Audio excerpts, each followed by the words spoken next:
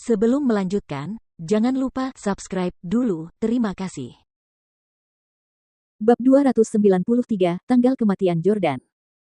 Chris tahu bahwa keluarga Howard juga telah mencari ayah biologis Chloe dan yakin bahwa Martin akan terkejut saat mengetahui berita itu. Akan tetapi, Martin tetap tenang dan kalem sambil terus menyeruput tehnya tanpa sedikit pun ekspresi terkejut.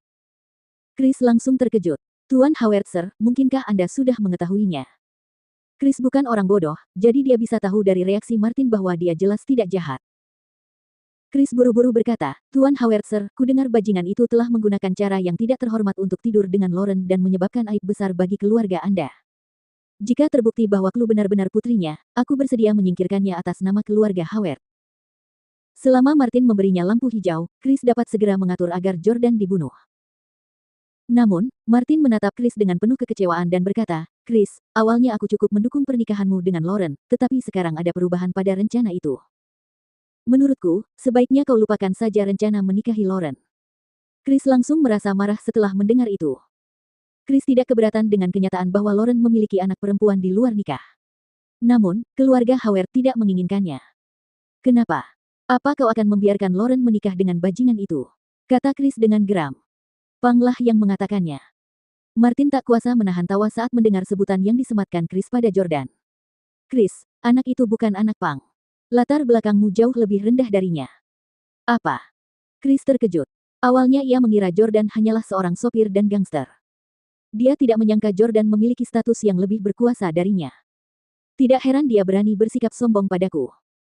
Chris ingat bagaimana Jordan meremehkannya selama 2 pertemuan itu, dan dia akhirnya mengerti semuanya. Namun, Chris berpikir sejenak lalu berkata, "Tuan Howard, Sir, bahkan jika Pang itu dan Lauren cocok satu sama lain, mengapa dia tidak menikahi Lauren setelah 3 tahun jika dia benar-benar mencintainya dan ingin bertanggung jawab atas dirinya? Aku tahu kalau si berandal itu hanya menyukai Chloe dan sama sekali tidak punya perasaan pada Lauren." Perkataan Chris membuat Martin mengerutkan kening, dan wajahnya langsung berubah cemberut karena tidak senang.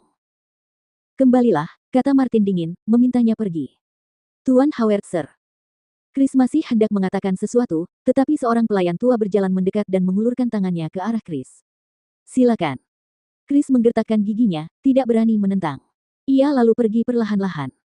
Setelah Chris pergi, Brett keluar dari ruangan dalam. Brett tertawa dan melihat papan catur. Ia lalu mengejek dengan nada meremehkan, "Kakek, kau terlalu memuji Chris sepanjang waktu. Kemampuannya bermain catur sangat buruk."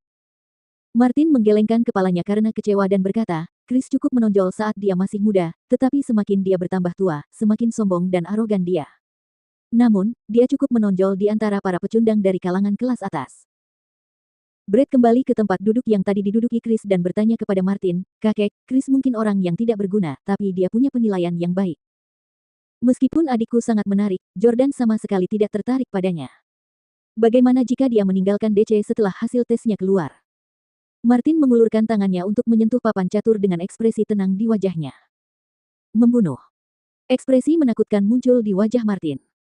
Brett tertawa dan berkata, "Keren, kakek, akhirnya kau bersedia untuk melawan si bajingan Jordan.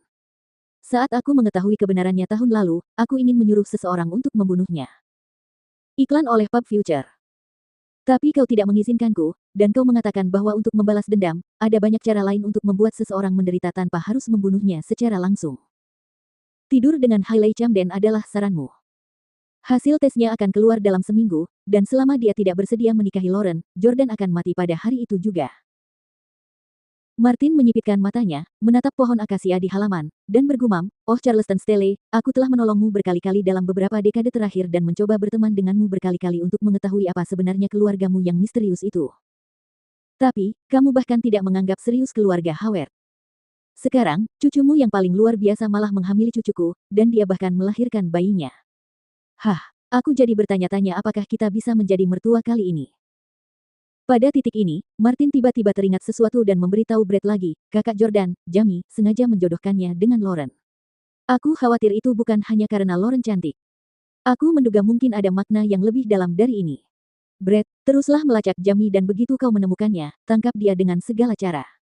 Lalu, bawa dia ke sini untuk menemuiku." Mendengar nama Jamie, Brett menggertakkan giginya lebih keras lagi. Keinginannya untuk membunuh Jamie 100 kali lebih kuat daripada keinginannya untuk membunuh Jordan. "Ya," Brett mengakui dengan keras. Keesokan harinya, Jordan membawa Lauren dan Chloe ke sebuah resort ski yang cukup jauh dari pusat kota. Chloe mulai belajar bermain ski tahun lalu, dan Jordan cukup senang karenanya. Alasannya adalah karena Jordan akan memperkenalkan Chloe pada olahraga ski di usia muda. Banyak orang tua dari latar belakang biasa pada umumnya membiarkan anak-anak mereka bermain bebas ketika mereka berusia 3 hingga 8 tahun dan menjaga mereka agar tidak terlalu lelah. Namun, belajar bermain piano, bermain ski, dan berenang pada usia ini dapat bermanfaat bagi anak-anak seumur hidup. Selain itu, mereka juga akan menguasai keterampilan itu dengan sangat cepat. Jordan, Lauren, dan Chloe sedang bermain ski di lintasan pemula dan mengambil video sambil menikmati waktu bersama keluarga, seperti yang biasa mereka lakukan saat berlibur. Jordan mendaftarkan Chloe untuk kontes ski bersepeda untuk anak usia 4 tahun, dan tanpa diragukan lagi dia menjadi juara pertama. Chloe sangat berbakat dalam olahraga, dan dia jelas mewarisi gen baik Jordan. Dalam beberapa hari berikutnya, Jordan mengajak Chloe bermain setiap hari. Dia sama sekali tidak menyadari bahwa dia mungkin meninggal di DC pada hari pengumuman hasil tes paternitas. Tak lama kemudian, seminggu pun berlalu. Jordan dan Lauren pergi ke pusat tes paternitas pagi-pagi sekali. Pada saat ini, Martin sudah tahu jawabannya. Brett melapor kepada Martin di rumah mewah itu, "Kakek, hasil tes paternitas sudah keluar. Si bajingan Jordan Stelle itu benar-benar ayah kandung Chloe." Martin mengangguk, sama sekali tidak terkejut dengan hasil itu. Martin mengganti sepatunya dan berkata, "Bawa Chloe menjauh dari rumah Lauren dan kirim orang untuk menyergap rumahnya. Pastikan jalan di luar rumahnya juga bersih dari pejalan kaki. Saat Jordan kembali, aku harus memastikan dia memberiku jawaban. Dia harus menikahi Lauren atau membayar kesalahan masa lalunya dengan nyawanya."